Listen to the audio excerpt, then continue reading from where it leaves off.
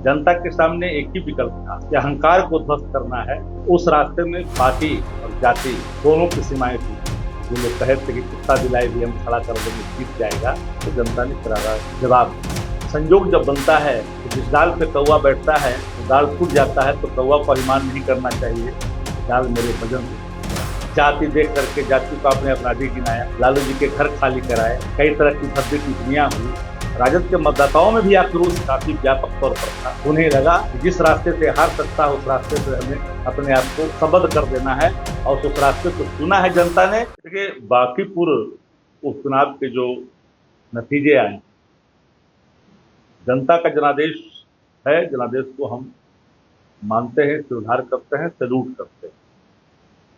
जनता के सामने एक ही विकल्प था कि अहंकार को ध्वस्त करना है।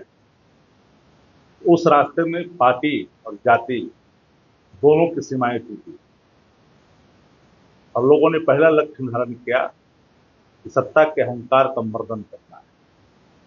सत्ता के अहंकार को दूर किया।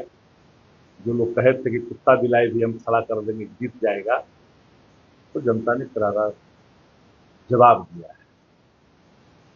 एक अहंकार को तोड़ा है, दूसरे किसी को अहंकार में आने की जरूरत नहीं। बांकीपुर उपचुनाव के नतीजे सामयिक निर्णय का हिस्सा है। कभी कभी संयोग जब बनता है तो जिस डाल पे कौवा बैठता है तो डाल टूट जाता है, तो कौवा को अभिमान नहीं करना चाहिए कि डाल मेरे वजन से टूट गया। हम अपने नैतिक कर्तव्य और नैतिक जिम्मेदारी से अलग नहीं हट सकते।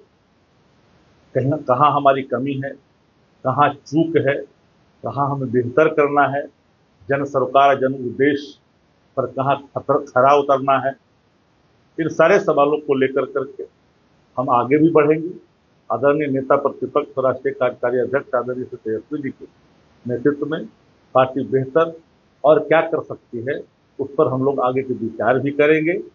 पर ये जनता का आक्रोश था, तो याद होगा, विस्मरण नहीं हुआ है किसी को। ये बात किस तरह से आपने फेक इनकाउंटर की बात हुई, जाति देख करके जाति को आपने अपराधी गिनाया, लालू जी के घर खाली कराए, कई तरह की भव्य टिप्पणियां हुई।